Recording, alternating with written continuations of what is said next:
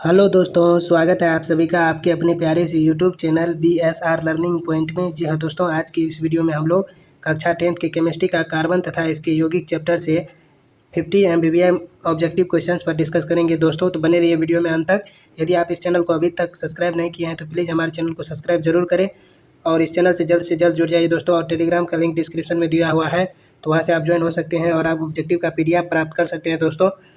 तो इस चैनल पर आपको बहुत ही कम समय में सारे के सारे objective questions MBBM objective questions बताए जाएंगे। तो प्लीज़ चैनल को सब्सक्राइब करना ना भूलें।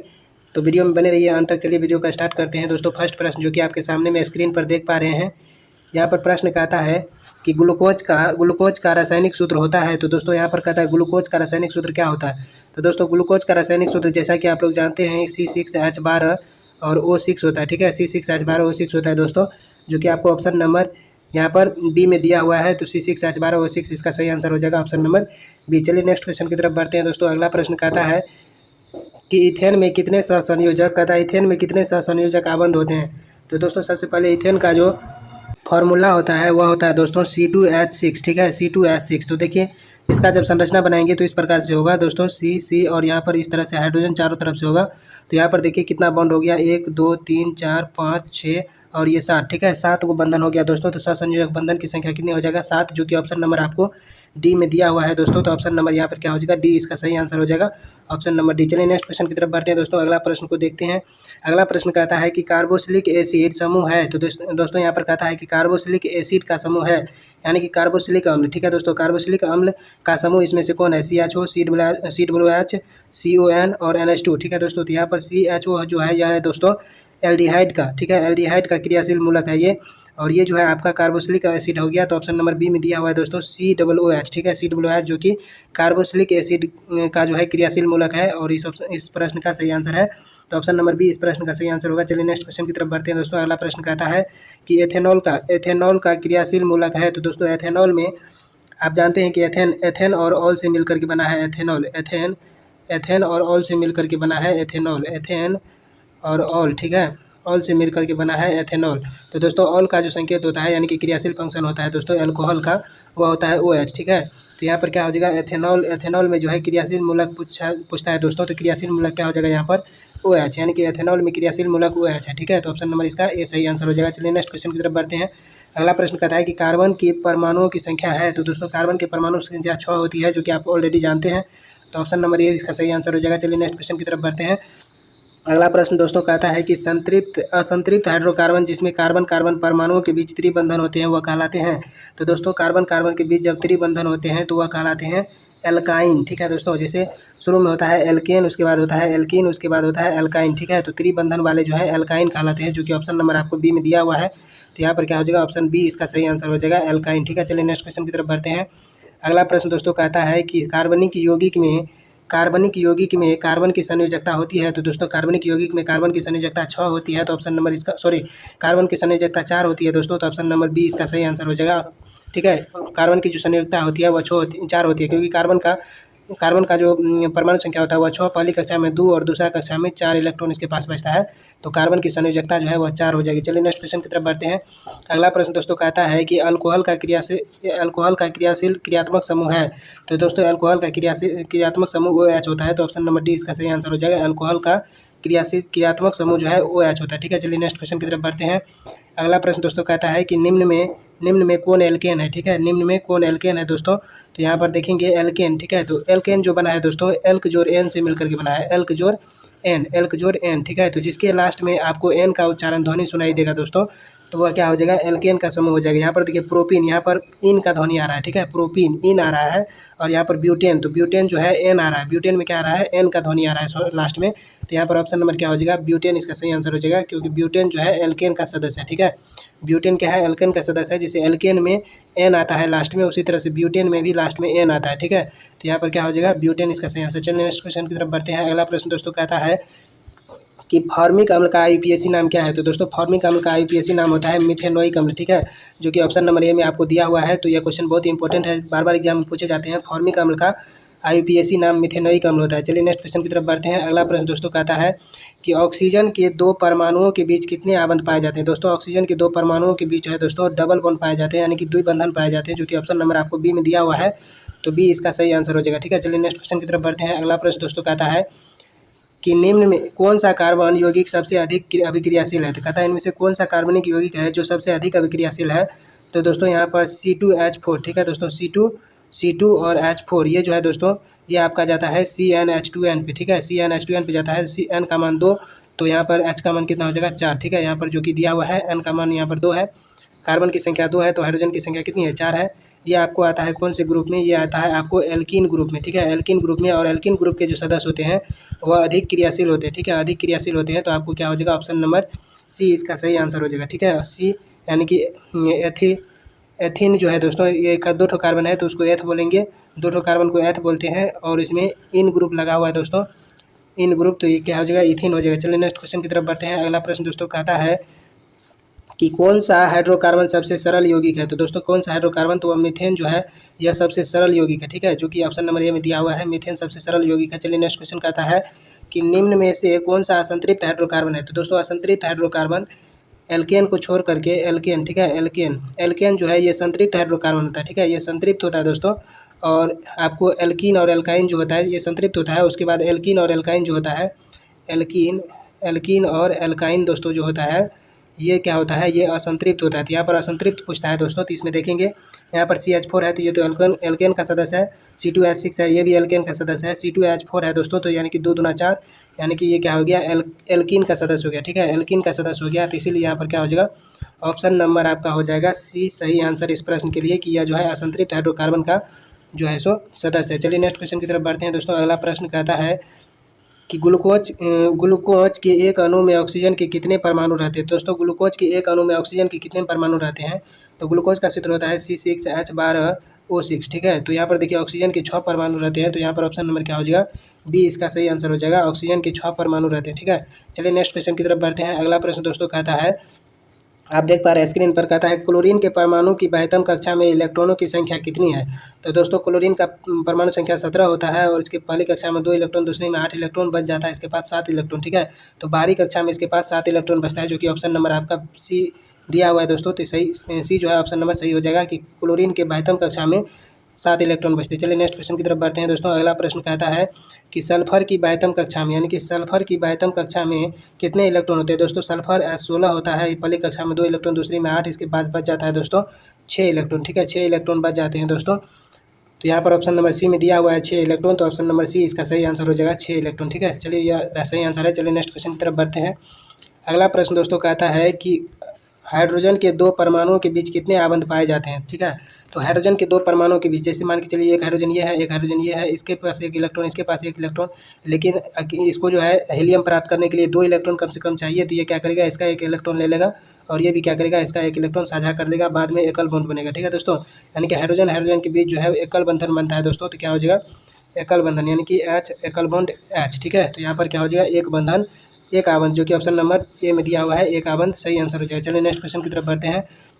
अगला प्रश्न कहता है कि एल्केन का सामान्य सूत्र क्या होता है। एल्केन का सामान्य सूत्र होता है CnH2n+2, CnH2n+2, जो कि आपको ऑप्शन नंबर सी में दे रखा है दोस्तों, CnH2n+2। यहाँ पर क्या हो जाएगा ऑप्शन नंबर सी इसका सही आंसर हो जाएगा, CnH2n+2। चलिए नेक्स्ट क्वेश्चन की तरफ बढ़ते हैं।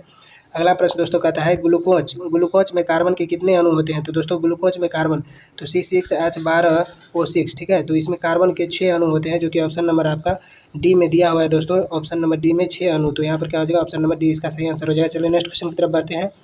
अगला प्रश्न दोस्तों कहता है कि नाइट्रोजन के द्विक परमाणु अणु में कैसा आबंध होता है। तो दोस्तों जब नाइट्रोजन अभिक्रिया करता है तो इसके पास जो है 5 इलेक्ट्रॉन रहता है। ठीक है, 5 इलेक्ट्रॉन रहता है दोस्तों, तो 5 इलेक्ट्रॉन रहता है, तो 8 पूरने के लिए इसको 3 का जरूरी होता है, तो ये 3 इससे ले लेता है, इसको भी 3 का जरूरी होता है, ये भी 3 इससे ले लेता है, बीच में बनता है ट्रिपल बॉन्ड। ठीक है, तो यहाँ पर नाइट्रोजन के 2 परमाणु के बीच ट्रिपल बॉन्ड बनता है दोस्तों। तो यहाँ पर क्या हो जाएगा त्रिआबंध, जो कि ऑप्शन नंबर सी में दिया हुआ है त्रिआबंध। ठीक है, तो त्रिआबंध इसका सही आंसर हो जाएगा। चलिए नेक्स्ट क्वेश्चन की तरफ बढ़ते हैं।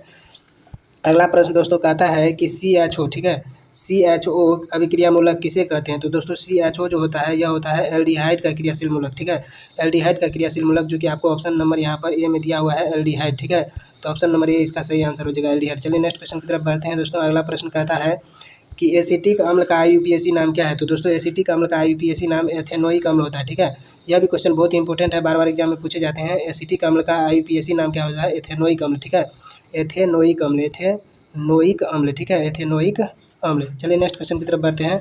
अगला प्रश्न दोस्तों कहता है कि प्रोपेनोन में उपस्थित प्रकार्यात्मक समूह है। तो दोस्तों प्रोपेनोन को जब आप पढ़िएगा तो उसमें ओन का जो है उच्चारण आएगा लास्ट में, ठीक है, ओन का। और ओन जो है यह कीटोन से लिया गया है, ठीक है, कीटोन। और कीटोन का प्रक्रियात्मक समूह होता है दोस्तों CO, ठीक है, CO होता है, ठीक है।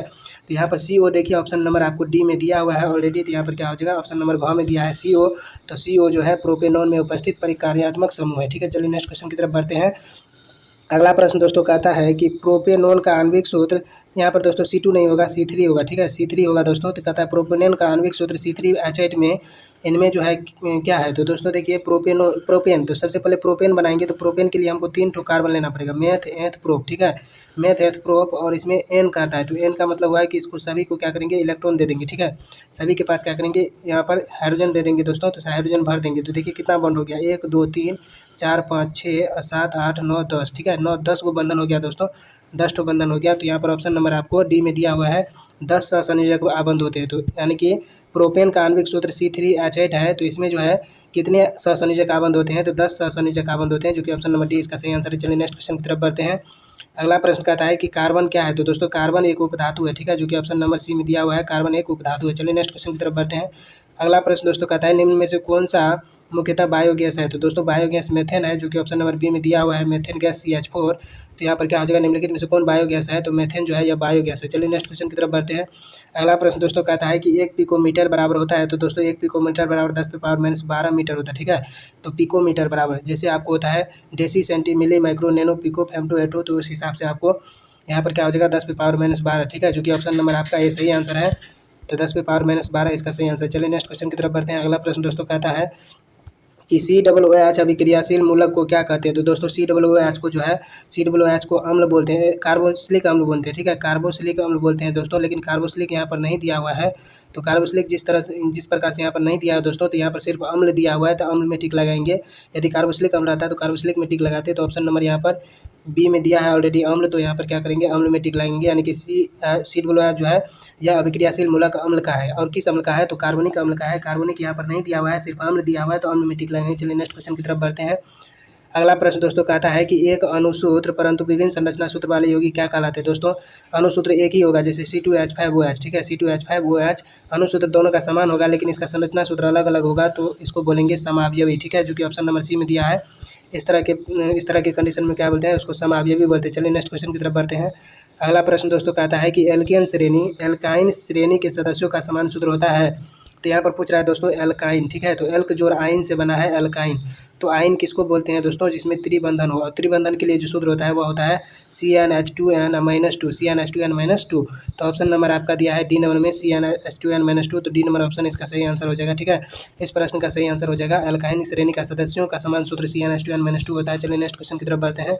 अगला प्रश्न दोस्तों कहता है एल्डिहाइड श्रेणी के सदस्यों का क्रियाशील मूल समूह है। तो दोस्तों एल्डिहाइड का क्या होता है, CHO होता है, जो कि इससे पिछले भी क्वेश्चन में हमने आपको बताया कि एल्डिहाइड को CHO होता है अभिक्रियाशील मूलक, ठीक है। तो इसका आंसर हो जाएगा क नंबर ऑप्शन, ठीक है। चलिए नेक्स्ट क्वेश्चन की तरफ बढ़ते हैं। अगला प्रश्न दोस्तों कहता है फुलेरिन अप्रूव है। तो दोस्तों फुलेरिन जो है यह किसका अप्रूव है, तो यह कार्बन का अप्रूव है। तो यहाँ पर ऑप्शन नंबर सी इसका सही आंसर हो जाएगा, कार्बन। चलिए नेक्स्ट क्वेश्चन की तरफ बढ़ते हैं। अगला प्रश्न कहता है वायुमंडल में CO2 गैस कितनी प्रतिशत है। तो 0.03% है, ऑप्शन नंबर सी इसका सही आंसर। चलिए नेक्स्ट क्वेश्चन की तरफ बढ़ते हैं दोस्तों। अगला प्रश्न कहता है सरलतम हाइड्रोकार्बन है। तो दोस्तों सरलतम हाइड्रोकार्बन में एक तो मीथेन आता है, जो कि ऑप्शन नंबर ए इसका सही आंसर है। चलिए नेक्स्ट क्वेश्चन की तरफ बढ़ते हैं। अगला प्रश्न दोस्तों कहता है निम्नलिखित में कौन उपधातु है। तो दोस्तों एंटीमनी जो है Sb यह एंटीमनी है, और यह क्या है, उपधातु है। तो ऑप्शन नंबर इसका डी सही आंसर हो जाएगा, एंटीमनी। चलिए नेक्स्ट क्वेश्चन की तरफ बढ़ते हैं। अगला प्रश्न दोस्तों कहता है कि कार्बन हाइड्रोजन से संयोग कर क्या बनाता है। तो दोस्तों कार्बन और जब हाइड्रोजन मिलता है और एक दूसरे के साथ संयोग होता है दोस्तों, तो हाइड्रोकार्बन बनाता है, जो कि ऑप्शन नंबर बी में दिया हुआ है, हाइड्रोकार्बन, ठीक है। हाइड्रोकार्बन का क्या करता है, निर्माण करता है। हाइड्रोजन और कार्बन से बने यौगिक को हाइड्रोकार्बन कहते हैं। चलिए नेक्स्ट क्वेश्चन की तरफ बढ़ते हैं।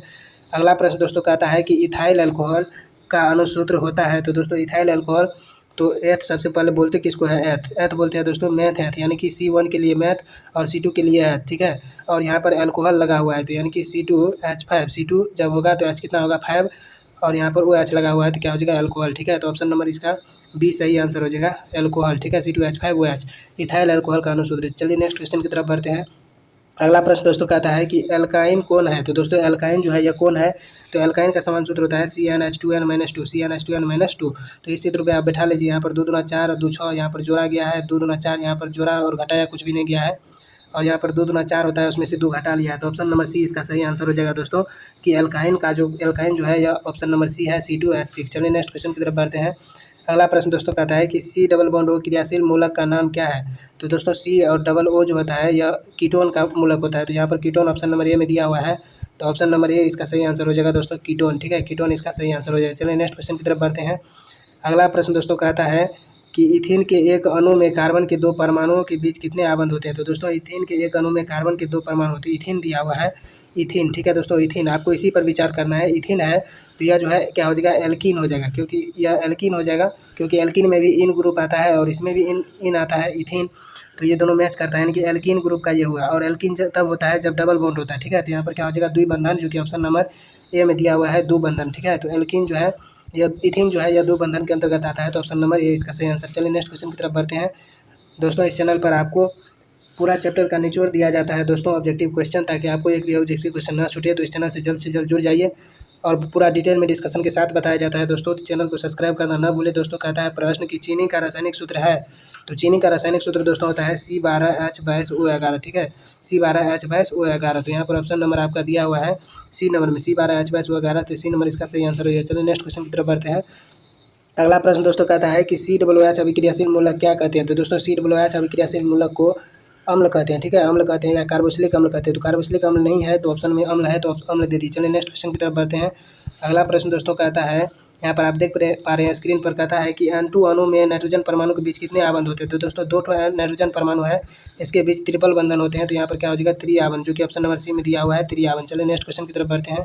अगला प्रश्न दोस्तों कहता है कि OH का क्रियाशील मूलक कौन है। तो दोस्तों OH का क्रियाशील मूलक अल्कोहल है, जो कि ऑप्शन नंबर बी में दिया हुआ है, अल्कोहल। चलिए नेक्स्ट क्वेश्चन की तरफ बढ़ते हैं। अगला प्रश्न दोस्तों कहता है कि निम्नलिखित में कौन एरोमेटिक हाइड्रोकार्बन है। तो दोस्तों एरोमेटिक का मतलब होता है कि चारों तरफ से घिरा हुआ होना चाहिए। ठीक है, एरोमेटिक। ठीक है, तो यहाँ पर देखिए बेंजीन का जो रिंग बनाते हैं दोस्तों, तो बेंजीन का रिंग इस प्रकार से बनता है, बेंजीन का रिंग। ठीक है, बेंजीन का रिंग इस प्रकार से बनता है। ठीक है, तो यहाँ पर क्या हो जाएगा दोस्तों, ये जो है एरोमेटिक हो जाएगा, जो कि ऑप्शन नंबर सी में दिया हुआ है, बेंजीन। ठीक है, तो एरोमेटिक कंपाउंड हो जाएगा। चलिए नेक्स्ट क्वेश्चन की तरफ बढ़ते हैं। अगला प्रश्न दोस्तों क्या कहता है, अगला कहता है कि इथाइल अल्कोहल का व्यापारिक उत्पादन किस रासायनिक क्रिया द्वारा होता है। तो दोस्तों यह जो है किण्वन द्वारा होता है, जो कि ऑप्शन नंबर आपका ए सही आंसर हो जाएगा, किण्वन के द्वारा। ठीक है, ऑप्शन नंबर ए सही आंसर हो जाएगा, किण्वन द्वारा। इथाइल अल्कोहल का व्यापारिक उत्पादन रासायनिक क्रिया द्वारा किया जाता है, तो वह किण्वन द्वारा किया जाता है। चलिए नेक्स्ट क्वेश्चन की तरफ बढ़ते हैं। अगला प्रश्न कहता है कि एसिटिलीन में कितने सहसंयोजक बंधन होते हैं। तो दोस्तों एसिटिलीन में कितने सहसंयोजक बंधन होते हैं। तो यहाँ पर क्या हो जाएगा, 3 इसका सही आंसर हो जाएगा। एसिटिलीन में 3 सहसंयोजक बंधन होते हैं। ठीक है, तो एसिटिलीन में कितने सहसंयोजक बंधन होते हैं, 3, जो कि ऑप्शन नंबर बी में दिया हुआ है। चलिए नेक्स्ट क्वेश्चन की तरफ बढ़ते हैं। अगला प्रश्न जो कि कहता है कि बेंजीन का अनुसूत्र क्या होता है। बेंजीन का अनुसूत्र दोस्तों, बेंजीन का अनुसूत्र C6H6 होता है, जो कि ऑप्शन नंबर सी में दिया हुआ है। तो ऑप्शन नंबर सी इसका सही आंसर हो जाएगा, बेंजीन का अनुसूत्र C6H6। चलिए नेक्स्ट क्वेश्चन की तरफ बढ़ते हैं, जो कि इस चैप्टर का लास्ट, इस वीडियो का लास्ट अंतिम क्वेश्चन है दोस्तों। कहता है CnH2n किसका समान सूत्र है। तो दोस्तों Cn और H2n जो है यह एल्कीन का समान सूत्र है। ठीक है, एल्कीन का समान सूत्र है।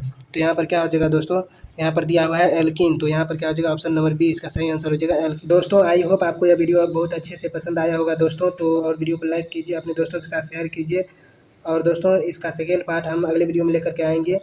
तो कैसा लगा यह वीडियो कमेंट बॉक्स में जरूर कहिएगा। मिलेंगे नेक्स्ट वीडियो में, तब तक के लिए thank you so much for watching this video. जय हिंद, जय भारत, टेक केयर।